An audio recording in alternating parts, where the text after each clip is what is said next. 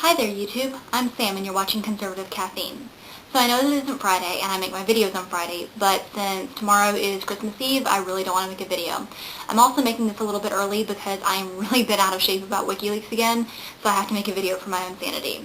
You see, I've been spending the past couple days spending an inordinate amount of time in my room on my computer researching all of Assange's case against him in Sweden and in London, and I've come to call it the case of the non-existent case, because Mr. Assange hasn't committed a crime.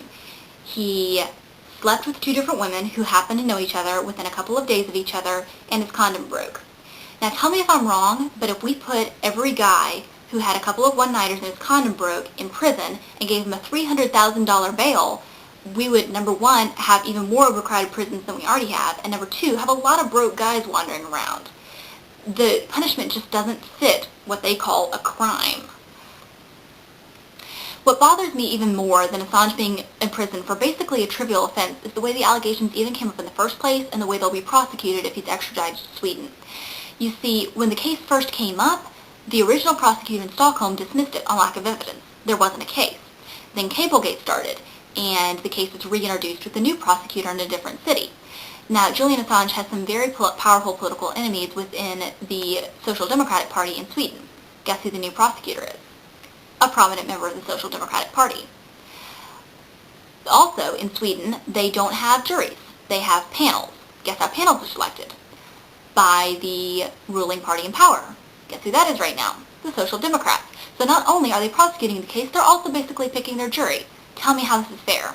They also won't give the British justice system any evidence that they even have a case for the extradition, I can't talk, I'm so riled up, extradition hearings for Assange. So the British justice system has nothing to go on as they're trying to decide whether to extradite him or not.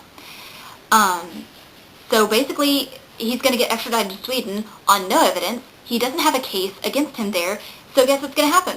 They're probably just going to ship him right to the United States, and heaven knows what's going to happen to him here, the way they've treated his alleged source, Bradley Manning, who's basically been tortured into testifying against Assange, and with people like Sarah Palin and Mike Huckabee, who usually I kind of agree with, making threats against his life and calling him a terrorist and saying that he needs to be assassinated outside the rule of law. What happened to due process in this country? In one of his most recent interviews, Assange has called for the silent majority in America to stand up for their constitutional First Amendment rights and the rights of journalists.